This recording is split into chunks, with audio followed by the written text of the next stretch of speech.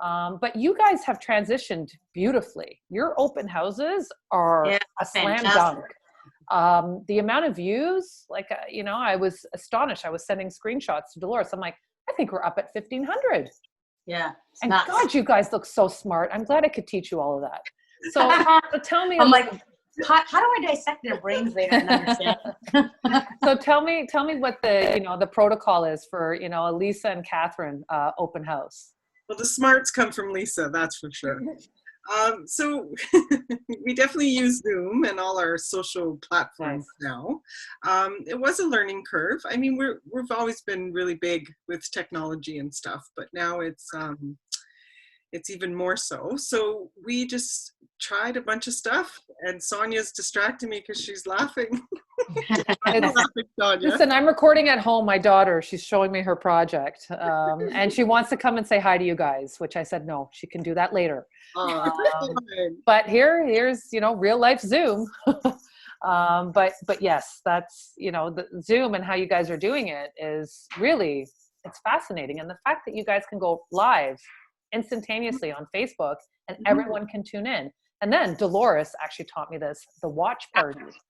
The watch party is amazing because then she had all of her people, then I started my own party, and everyone's tuning in. And it's amazing. If everybody tunes in and does a watch party, your numbers will actually quadruple. I think a lot of people are obviously on social media right now, and if we put it, I'm taken aback about how much interaction and how many people are out there watching. I know they always watched our videos, but it's different when you're seeing it live and you're seeing. Yeah, I tell you, this is going to be the future. Even if we go back to the way the open houses were, when you got that 20-minute, half an hour just before the open house starts, get on your phone, and do it. So you might as well time. Like it's less like if you get a rush of people at an open house, 10 people, how do you talk to all of them, right? So that's why sometimes we had 2 or 3 agents at one open house. Like I remember I went to see you guys on Delbert when we sold that one a couple months ago. And I couldn't even find a parking spot. I remember I was on the phone with Dolores and I'm like, I think someone just flipped me the bird.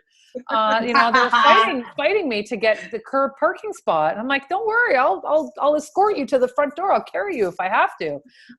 But Lisa's there checking everyone in, and then Catherine's following them around, and I'm just like circling, like I'll put an offer over asking. We did sell it over.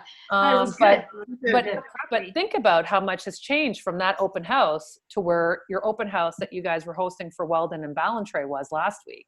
You actually hit way more people doing it virtually, like you said. When you're at 1,000 people, that's impressive. And again, I believe that those are the people who are serious buyers. They are interested, or they're really interested to see what we're doing to ensure safety. So for you right now, are you doing a lot of pre-approvals? Are you doing, refinancing? I hear is really popular. What right now is keeping Michael Palmer busy? Definitely refinance. I think for the last month and a half, I've had a lot of refinance being done. Closing off some of the purchases and stuff like that were kind of coming into place prior to COVID and to the lockdown, and getting those put in place.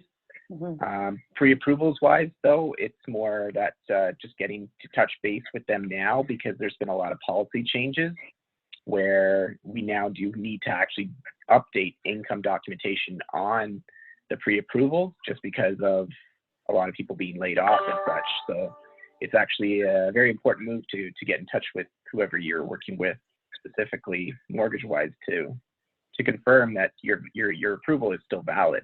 Wow. And I didn't think about that, because someone may see, their pre-approval and it's good for 3 months, but if they just were laid off, or if there's something that's happening, I actually had a client that happened with, and as soon as she got laid off, she's like, I'm closing in 4 weeks. What's going to happen?